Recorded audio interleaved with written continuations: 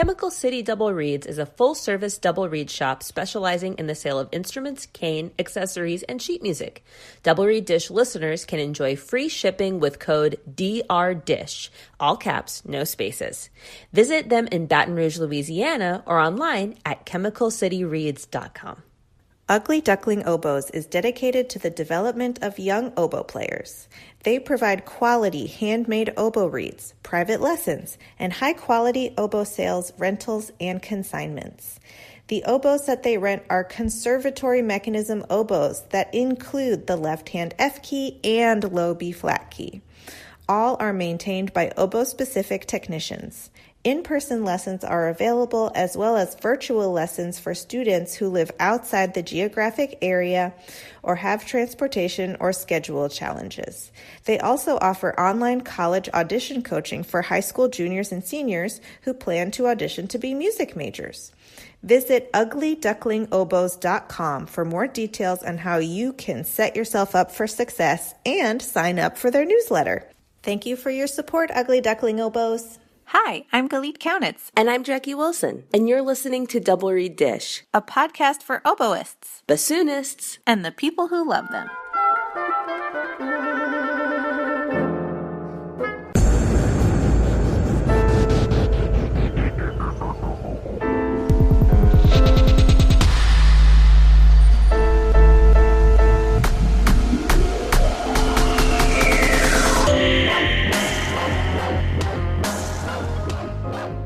Hello, Galit. How are you? Hello, Jackie. I'm good. Good. I'm enjoying my hair grow out for the first time. It's the longest it's been since I've known you. Yeah, this is like Galit from 2006. Blast from the past. It's really weird. I haven't gotten a haircut since quarantine. Really? Well, and even before then. So I think it's coming up on a full calendar year. Wow. I'm just letting it go. You got to do it.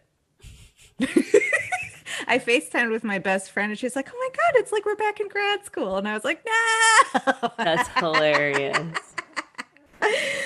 But this dish is not about my hair, sadly. It is about double reed methods. Back when we asked for y'all's help for things to talk about. Mm-hmm. You asked us to talk about teaching double reed methods, and that was a fantastic topic for a dish. So, Jackie, I'd love to jump in by asking you your perspective on teaching double reed methods. Well, I think it's changed over time. I think I was maybe a little idealistic when I started teaching it and had some maybe like standards of things I expected these individuals to be able to do or was That's such important. an interesting concept in 2020. I know. But over time, I've kind of thought about tried to be really pragmatic about what do they really need? Mm-hmm. And then also when they're in the field teaching, how are they likely to approach finding what they need? And I've come to the conclusion that probably most people, when they need to figure out something, Google. Mm-hmm. I mean, that's what I do. And so I've been teaching my course, but also pointing them toward resources on the internet that I would want them to listen to for sure. Like, okay, this is something that is liable to come up via Google, and this is something you should feel confident listening to.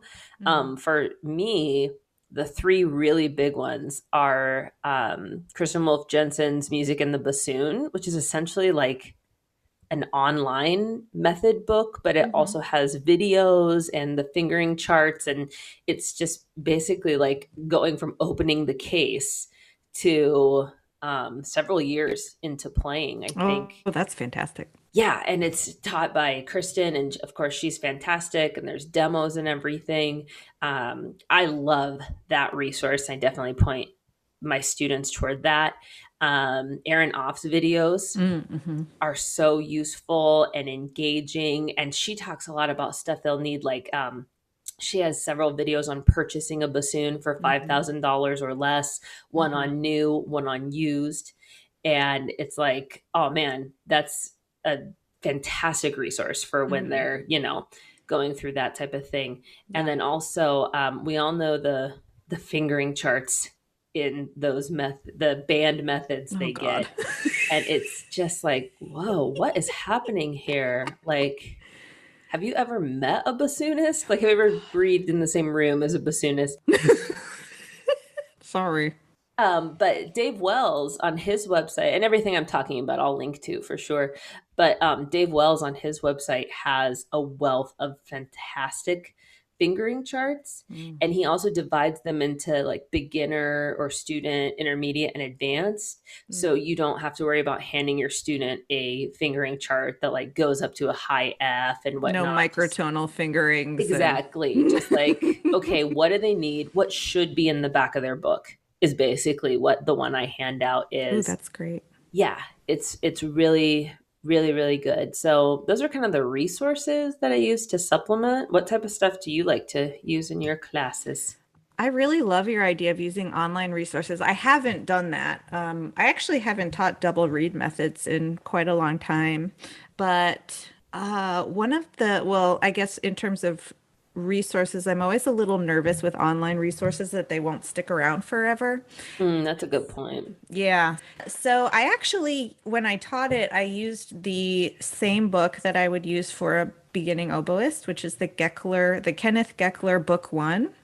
It's a beautiful book to start somebody on the oboe because it starts super easy and it starts in oboe friendly keys like C major and G major because I am so over all of these poor little baby bows Mm-hmm. coming in having their band directors badgering them about only playing forked F. And it's like, okay, well, they have to do that because you're playing in B flat all the time and E flat all the Mm-hmm. time. Those are not the most like ergonomic keys to start on. And so there's this whole F problem. And so it starts them in keys that are actually a lot easier in terms of the fingerings. F Mm-hmm. major, G major, C major, D major. Um, and it's got really short little concise exercises in there. There's a few duets every once in a while. I think it's a really well done book. And then in terms of fingering charts, I point them to the Martin Schuring laminated fingering charts that you can purchase at any double reed retailer. They are fantastic. They come laminated, so you don't have to worry about crumpling it up at the bottom of the book bag. It's just a beautifully done resource. He has the regular fingerings and then the trill fingerings one. And I have both, and I honestly still use them. Even though I'm a quote expert. Ugh. I'm like, what's that trill fingering again? Oh yeah, I'd like to meet the person who doesn't still need a trill fingering chart every I now know, and right? then.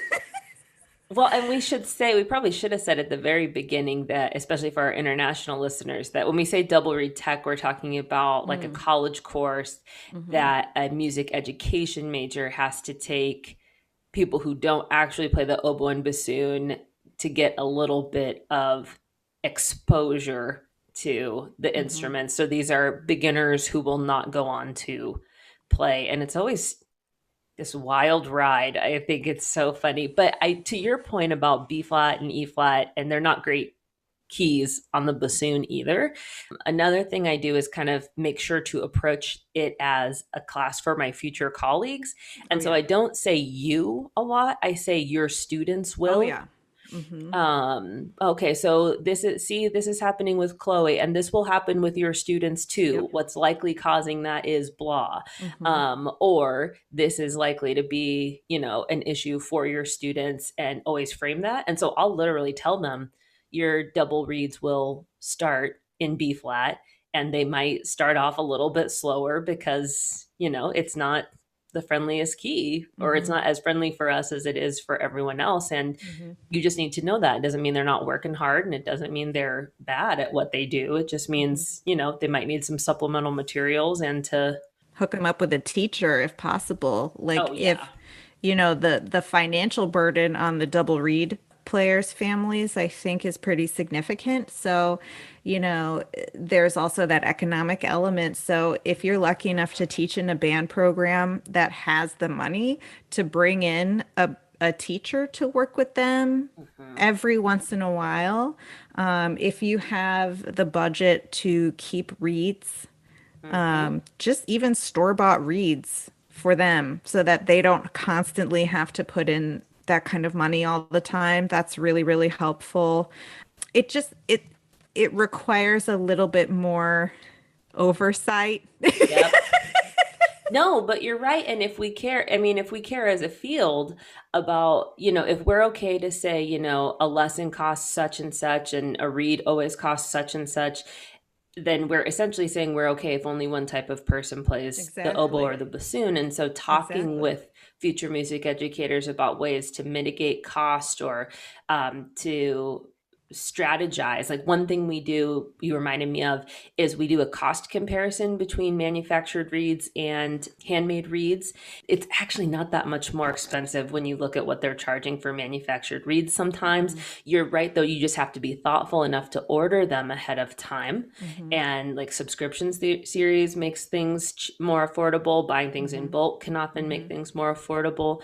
Hmm. But then we'll also do a sound comparison and Hmm. we'll do like, okay, play this handmade reed, now play this manufactured reed, and show them the difference and distinction. And okay, which Hmm. one would you have more fun playing? Uh, which one would you have more fun listening to? Okay, so this Yeah. is where it's worth it to go the extra mile and talk with your students. But yeah, I have Yeah. a couple private students online right now whose school districts are paying. Oh, that is so fantastic. That's a very lucky. That's very, very lucky. I know that a very small percentage of schools can do that, but Mhm. if you can, you should.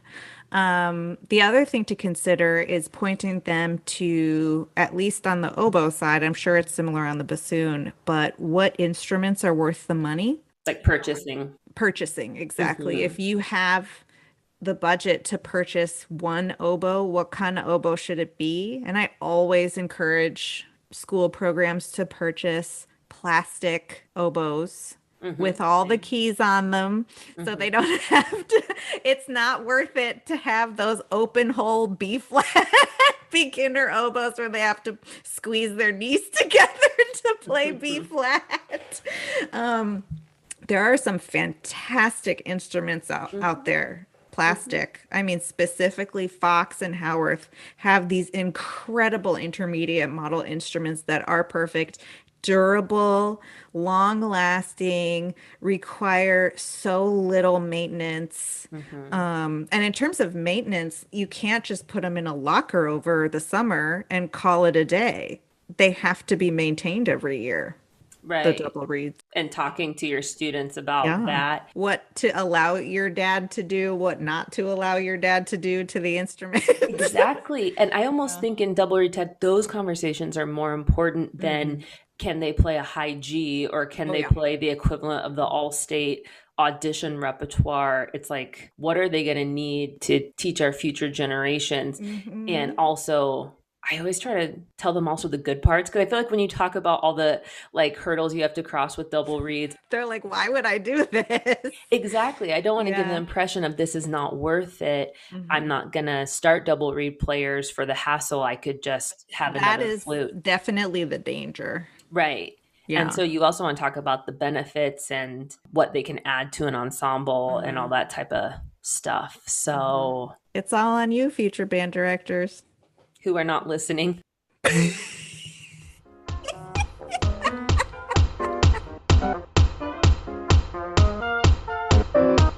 Hey, oboists! Have you ever found it difficult to sort out when and how to find a new oboe or English horn? Oboe Chicago streamlines the process, providing personal and professional consultation and a large selection of lovely instruments. The process feels comfortable and thorough. Selection includes Effleuré of Paris, Howarth of London, Covey oboes, and Fox products. For a current listing of Oboe Chicago's selection, please visit www.obochicago.com. For a credit of $100 towards shipping, mention Double Reed Dish when you call or email Shauna. That's obochicago.com. Janet Ingle loves the oboe.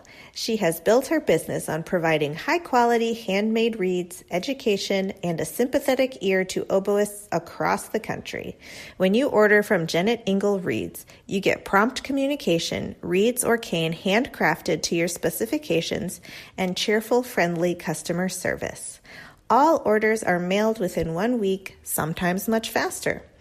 Single orders or monthly read subscriptions are welcome, and she'll work with you to find the combination of response, resistance, stability, and flexibility that is right for you. Janet doesn't just do reeds either. Look at janetingle.com for a selection of reed cases, swabs, and tools, or for reed making videos, classes, and boot camps. Podcast listeners can use the code DISH for 10% off their first order at janetingle.com.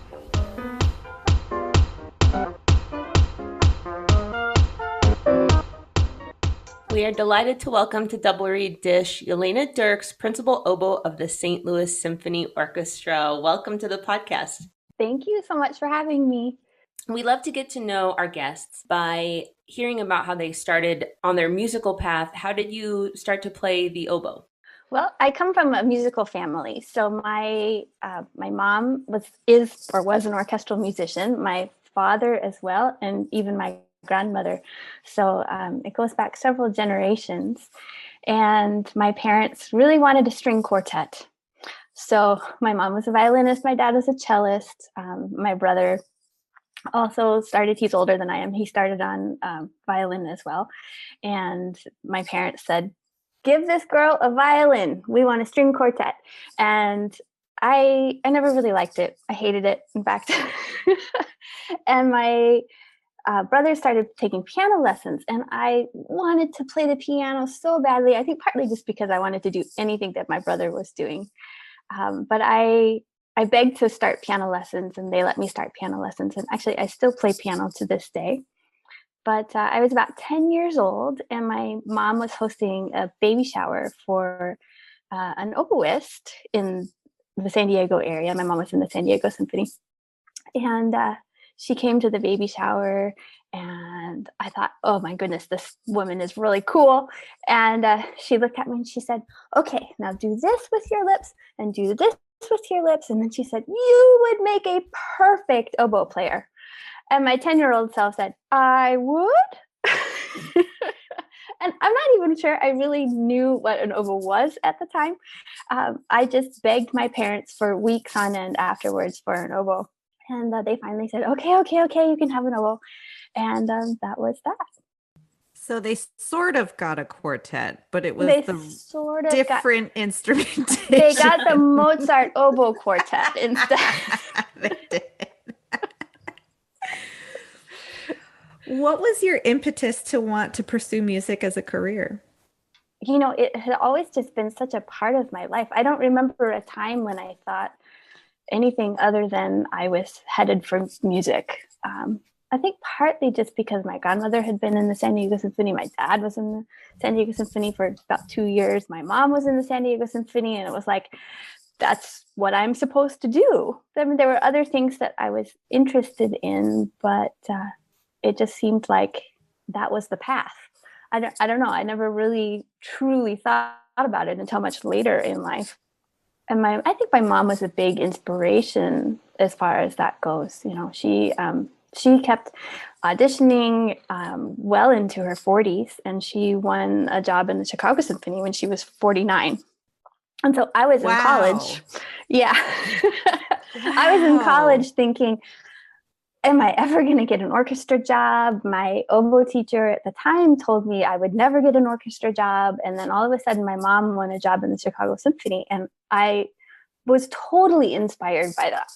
I thought, this is amazing. I mean, if my mom can do it, maybe I actually can do it. Talk about modeling.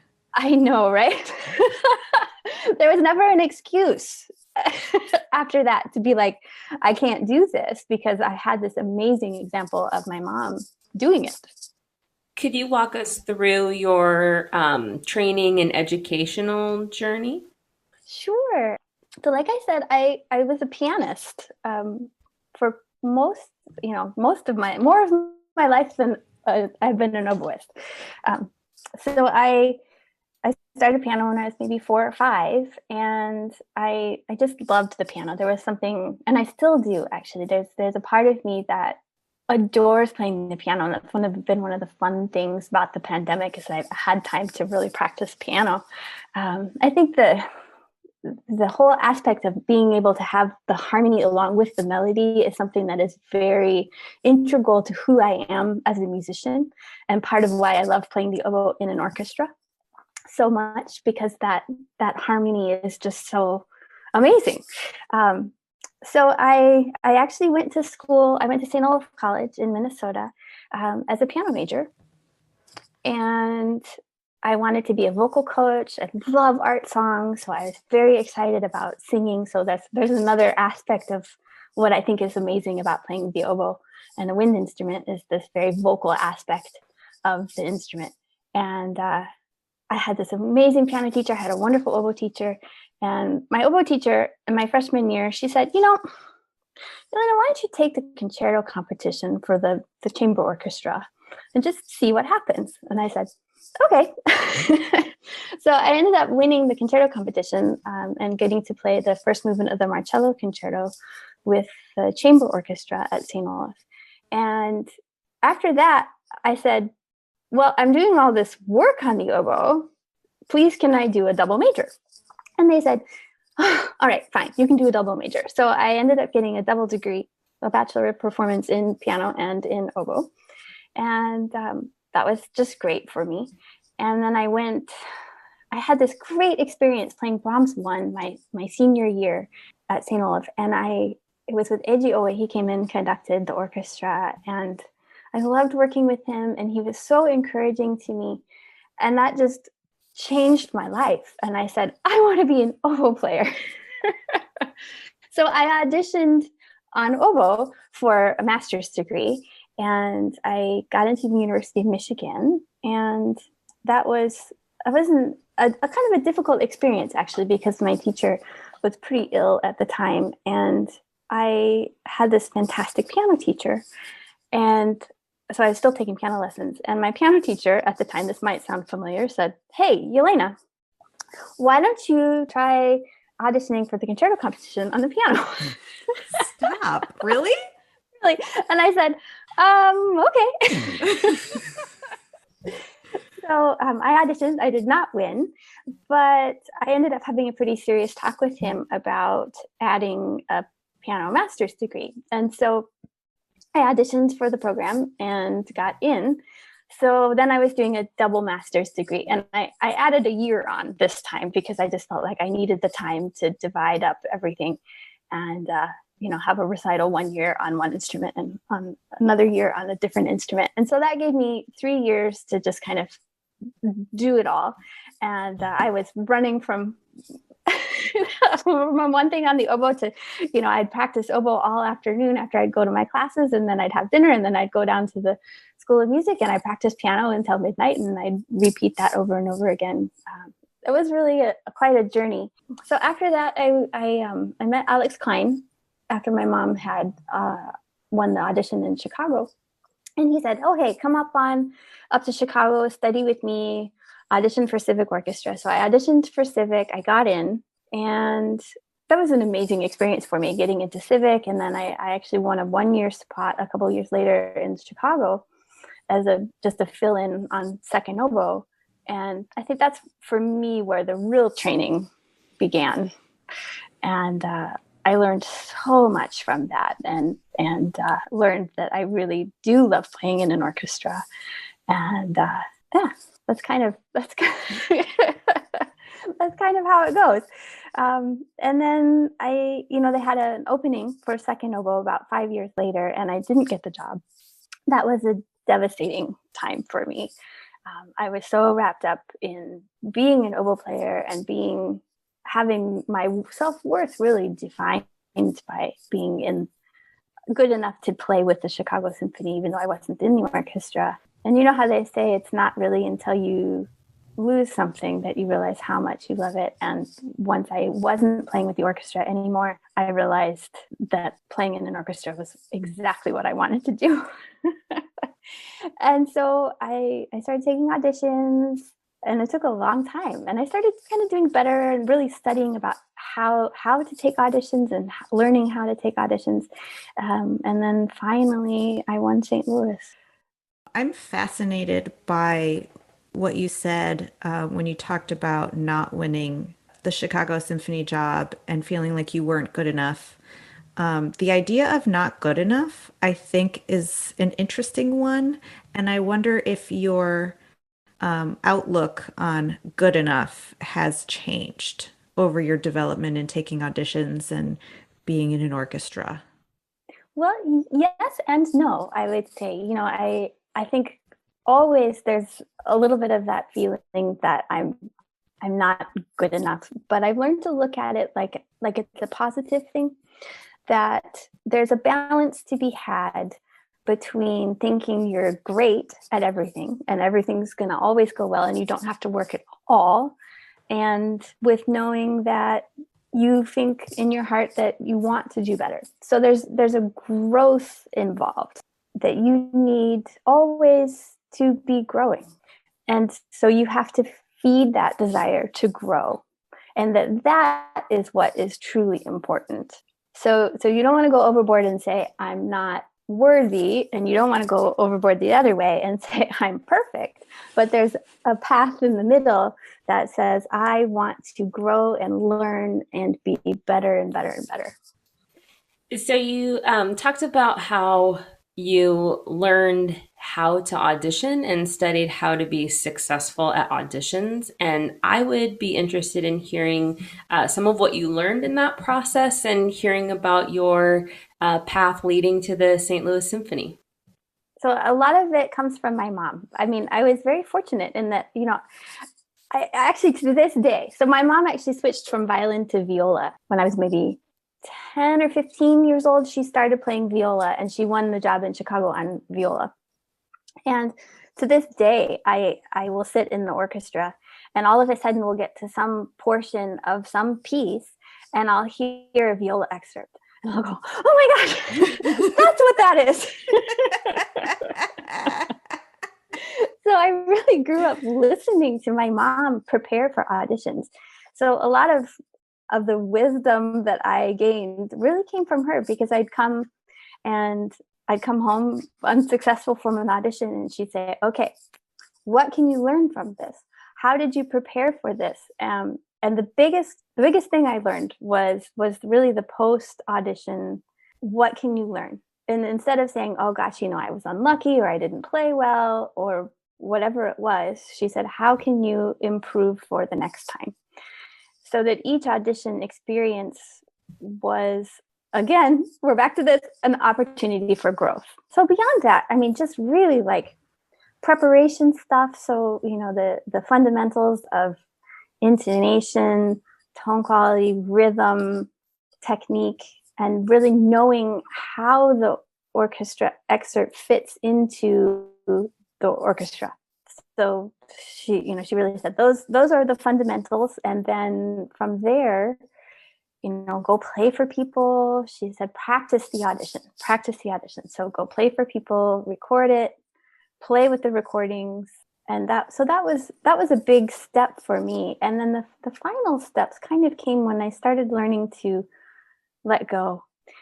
So I got pretty depressed. I won't lie. I got pretty depressed in the whole audition circuit, and I was starting to give up. In fact, St. Louis was the last audition I was ever going to take. Wow.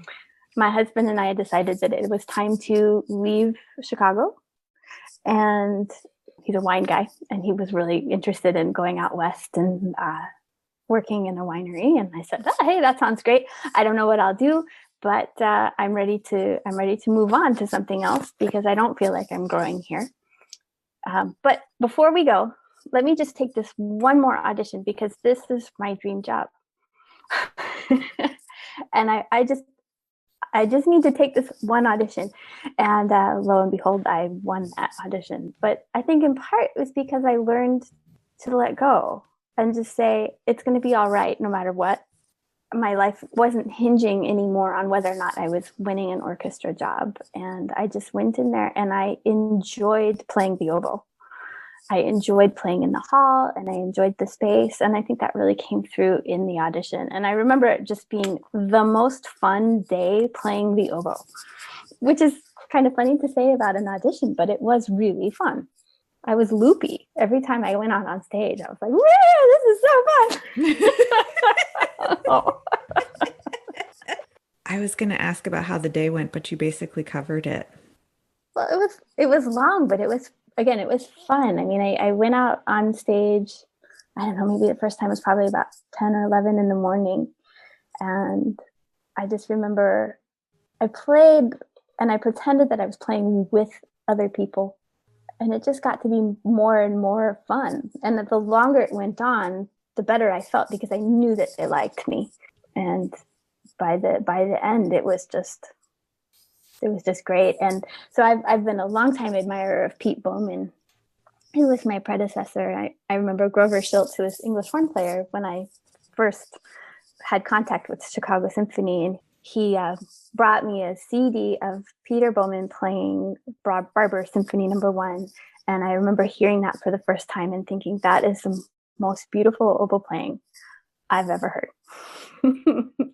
And so we got to the audition, somewhere in the final round, I think, and there was Barber Symphony No. 1, and they had me sitting in Pete's chair at that time, and I was just like, oh my gosh, this is an amazing experience, getting to play this in his seat, and and then you just have to not think anymore after that, just think about the music. It seems like the stars aligned and like everything was like the planets were shining on you. It felt like that. Like that was the moment finally this was where my life was supposed to go. Mm-hmm. What's it like to be in the job? It's wonderful. I often talk about how sitting in the center of the orchestra like we do is one of the most wonderful places to sit. And as a pianist, I have had some experience playing piano in an orchestra, and I can't tell you how much I hate it. And isn't that funny? You're off on the side? Because you're off on the side, yeah. You're way out in the heckengon. And for me, that made all the difference in the world. So somehow sitting in the heart of the orchestra, our concertmaster talks about how the oboe is the heart of the orchestra. And I really feel like that. And that there's just so much heart. And we have this wonderful quartet of principal winds that I just adore playing with. And for me, that chamber music experience of playing with people around me is just such a joy. You mentioned Grover Schultz, and he's obviously a legacy in the oboe world. Can you tell us more about that, studying with him and what he imparted to you? He was such a wonderful spirit, and he was so relaxed and laid back in a way that was just so healthy to be around. So, we'd be sitting there in rehearsal and I'd be just completely stressed out, and he'd be sitting there going, oh, it's fine. And, he'd say, I remember this time when we were on tour and we were on the train, and he'd tell me some funny story. And he just had this wonderful way of being and exuding calm and enjoyment. He really enjoyed what he was doing. Unusual for an oboist to exude calm. So. Yeah, because we tend to be very stressed out about a lot of things, right? And I think that's something I've really aspired to. I mean, why do we play if we don't enjoy it?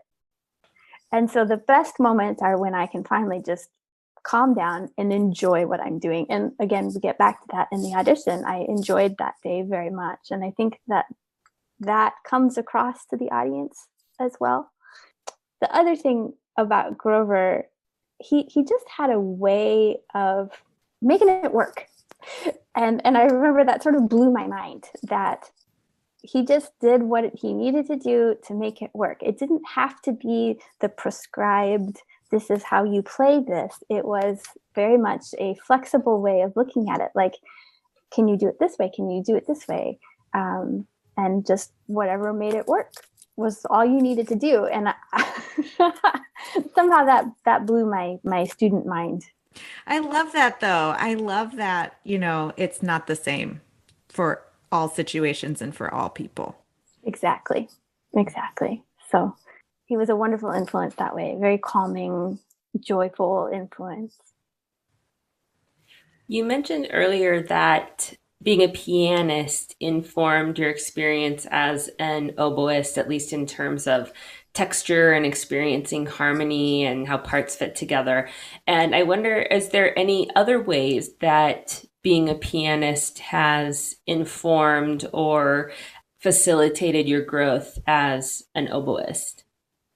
I think really the harmony is the big thing, but it also, so I was privileged to work with Daniel Barenboim quite a bit in Chicago, and he's a pianist and a conductor, and I think he would talk about color and melody, and legato, and all things that are just kind of really difficult to do on the piano. And in some ways, I think my oboe playing informed my piano playing Mm. in the ability to play a really true legato. But I think it worked both ways. The importance of a singing legato line became something that is more of a challenge on the piano in some ways, but also just something that I adore getting to do. Like there's just a joy to me in making a long line come out of the texture. Earlier, you had mentioned that you'd had a teacher early on that said, Jelena, you're never going to get a job playing in an orchestra. And here you are playing in a full-time orchestra. This happens all the time. I hear about it all the time where, negative comments like take root in the mind and become true, and where they didn't necessarily have to be true in the first place. And I would imagine it's taken a lot to overcome that initial criticism. And I would love to know what you would say to young people who are getting that kind of feedback. I love that question. Um, it's near and dear to my heart, obviously. I mean, that was a central moment of my life to have somebody tell me that I would never win a job in an orchestra, that I would never be good enough. And I'm stubborn, first of all. I'm very stubborn, and I don't like to be put in a box. And so really the best way to get me to do something is to tell me that I can't do it. I don't 100% want to give that person credit, but okay.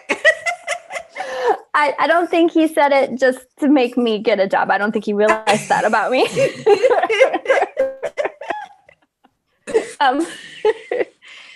You are the only person that can decide what you can and cannot do. And I don't think it's about talent per se. I mean, there's a certain amount of talent that you have to have, but I think the rest of it is about your mindset, your determination, and your ability to practice. And when you have those things in place and the determination and the ability, I think you have to nurture the ability to spring back, to come back. And you have to have that as a musician. So you have that already inside you. And to some extent, and if you nurture that ability to pick yourself back up, and go and try again, learn what you can from it, and go back to the learning, learn what you can from it, try again, and don't give up. And I think, especially as double reed players, we have that. You have to have that in order to even just play your instrument, so there's a certain amount of just built-in determination that we have. And I think realizing that you have that already, and that you can use that to achieve your goals, that there is no stopping you. The only thing stopping you is you. I'm getting a little emotional because I also got super critical feedback as a young person like that. And I remember having an aha moment where I'm like, how do they know? Right. How do they know? You don't. And I tell you, that has informed my teaching ever since, because having experienced it myself, I will never say to a student, you cannot do this. I will say, if you want to do this, I'm here to help you try to do this. we're going to do this together. And it may take longer, I mean, I won't say this to them, but it may take longer than we expect or whatever. But if that's their dream, I'm there 100% to help them try to achieve it. I love that so much. Along those lines, we have a lot of student listeners, and one thing that we hear from them that they really value is hearing about the experiences of people who are now in a position to be on the other side of the screen and be a part of the hiring. And so I'd love to hear about, kind of what you've learned about auditioning, being a part of a committee, and maybe what makes a candidate stand out to your ear, or what's your deal breakers as a committee member.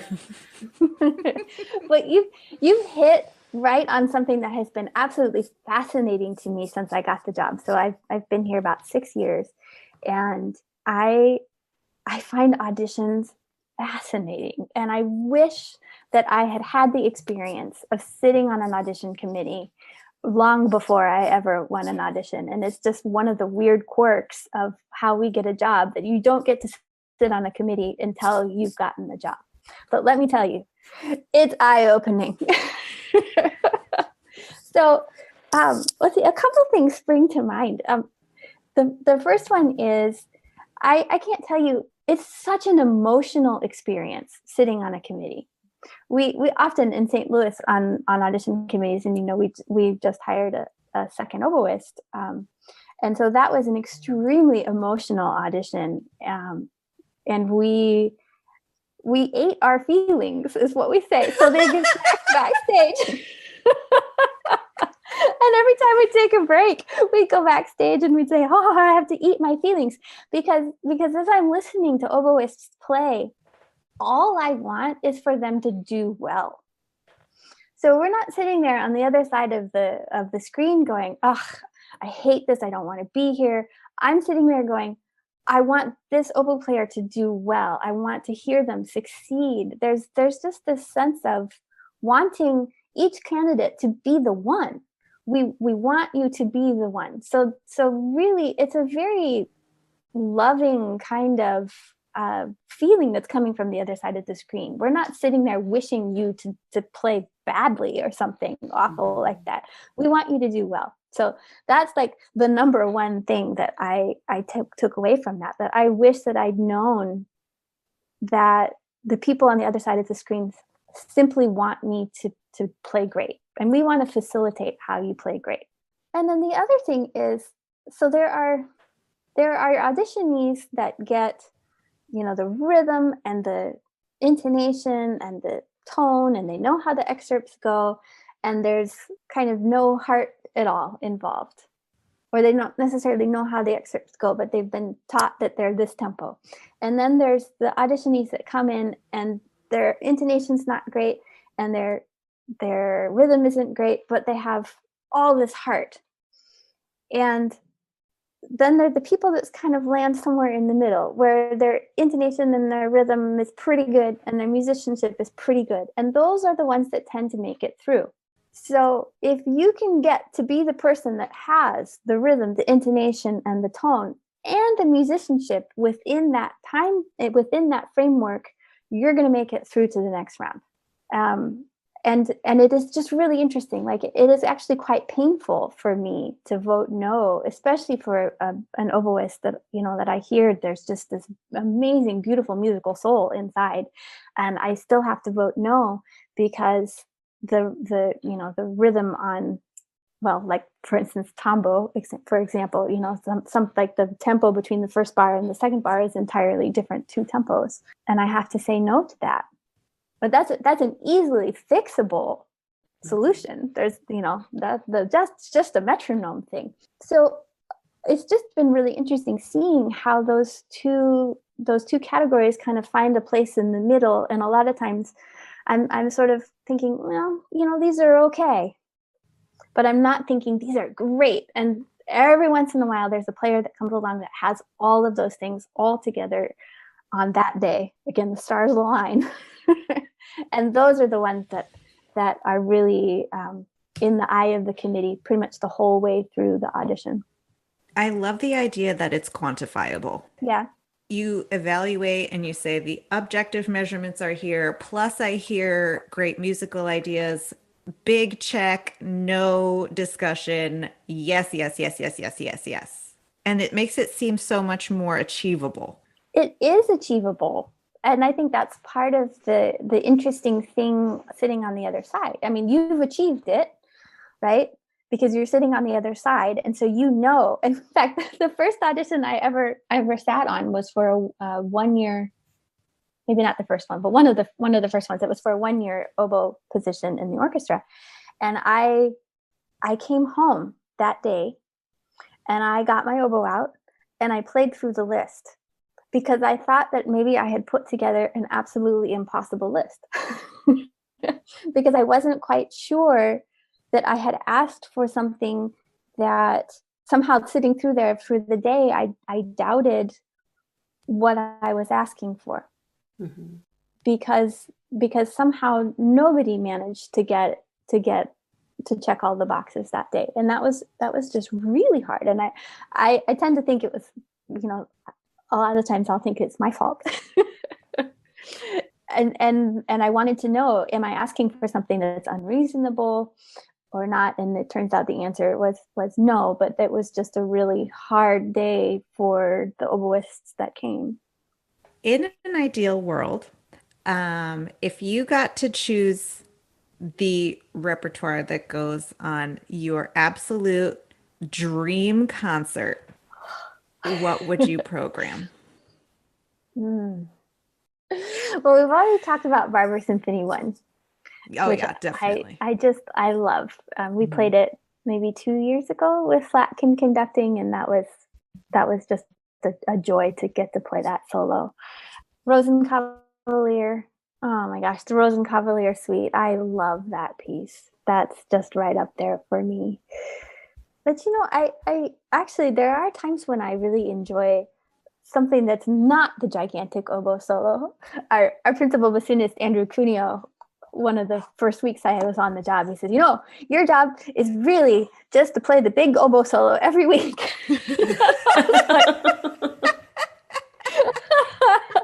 And it's so true. So sometimes the concerts that are the most fun are the ones where I don't have something stressful to play.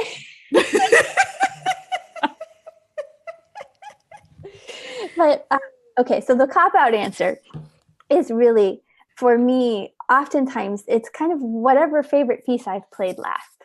Anything from Brahms Symphony to Rosencavalier is still stuck in there. Pulcinella, I would love to get to play Pulcinella. I love it all. We have to ask about reeds. So could we hear a little bit about like your setup and the shape you use and all that nerdy stuff? But I'd also be interested in knowing what your reed making routine looks like as a working professional. Well, it looks like, wait, I can't see it on the screen. I'm sitting at my desk right now. Okay, so let's see, the nitty gritty. Right now, I'm using an Inaletti gouge, and I use 47 millimeter Pisoni brass tubes, a Gilbert 1 shape. I tie at 47 and 71 and a half millimeters long. Let's see, I like to tie reeds in advance. So I'll show you. This is Oh, my look at all reed those. pot. Yeah. How many are in there? 40, Oh, 50? 50, maybe even 60. Mm. Kind of, there's a lot in there right now. Plenty of time to wrap reeds, not You're so right. much time of playing them. Do you find that the reeds change if you leave them as a blank for too long, or you find that as a blank they're indestructible and you can scrape on them whenever? I actually find that the longer the blank sits around, the better it is. Ah. So for me, I like my blanks to sit around for maybe 3 months at least before I play them. Oh, I want to try that Do give it a try. because I'm like, next day, let's go. That's a very bassoon way to approach. Bassoonists let their blanks sit around. I've heard of I forever. actually learned it from David McGill. No Yeah, kidding. he said, just try it and see if you like it. And I tried it and I was like, I think I really like this. So, and the other thing I've recently tried doing is aging my cane. So I'll Mm. order cane this year for playing in about 2 or 3 years. Mm. And I think I like that too. And that's still sort of a work in progress for me. But We'll ask again in 2 or 3 years. yeah, yeah. So, so far, it seems I think there's been a definite improvement. And I think part of that is just, in St. Louis, the weather is hot, cold, hot, cold, hot, cold, hot, cold. And I think that the aging of both the blanks and the cane gives you a little more stability. So the reeds just change a little bit less, which I find very helpful. The understatement of the century. Yes. What's your favorite memory from being on stage? So Barenboim's final concert with the CSO on stage at Orchestra Hall, Mahler 9. And he came around and shook everybody's hand Ugh. at the end. And I somehow, I think I was playing English horn on Mahler 9. And that was just amazing. I was just crying buckets because he had been just such a supporter and mentor for me. And yeah, I'll never forget that. Yeah, it's nice when you have other voices like Barenboim saying that you're awesome. Yeah, that must It be really cool. helps those first voices quiet down. I don't know that he ever said that to me, but he certainly was very encouraging, and he was always paying attention to what I was doing. So sitting in the second oboe chair, that's kind of an amazing thing. And so I think that's, Eugene, I played a lot with Eugene Isotoph there, and Eugene used to call me the best second oboist he ever had, which which was basically like, I think, I was always interested again in what was happening in the harmony and whatnot. And I think, maybe that was just something that came from Barenboim. Other great moments, oh gosh, Haitink has to have been one of the favorite conductors I've ever worked with. And we did Mahler 6 with him at the proms. And in fact, it's on YouTube. You can search Chicago Symphony Haitink Mahler 6. He has a way of conducting that is just so minimal and yet so clear. And he's such a gentleman, and he could do the smallest thing and the orchestra would just react to that. And yeah, that was another amazing one. The world of performing is unpredictable and all sorts of things can happen. Do you have a story of a funny moment or something embarrassing or like a kind of a counterpart to these glorious memories? Anything funny to share? Yeah, sure. Oh gosh, I remember it was when I was still in college, but I had a reed crack down the middle in the middle of some solo performance. And another memory with Eugene, I've forgotten what piece we were playing, but actually it might have been Rosenkavalier. And his A flat key started coming off of the oboe. So it was like loose and the screw was coming out, and he just like handed me his oboe, took my oboe, and he was like, see if you can fix that. So it's like in the middle of a performance and I've got his oboe and I'm like, okay. You're like, let me get my screwdriver. So I just happened to have a plaque on my stand. And so I remember like trying to get the screw in there and then so taking smart. the plaque and turning it and then, fixed it and handed it over and we were off. How long was it?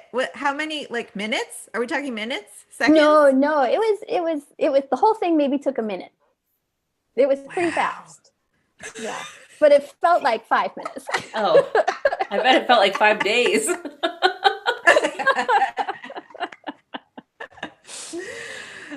My favorite question to end with is, what is your advice for young musicians who aspire to have a career like yours? Don't give up. Keep learning. Don't give up. Keep dreaming. Feed your soul, because you have to love what you do along with the trying to achieve, remember to love it. That's wonderful. Jelena Dirks, thank you so much for joining us on Double Redish. This has been a fantastic conversation. I can't wait to share it with our listeners. Thank you so much for having me. It's been a delight.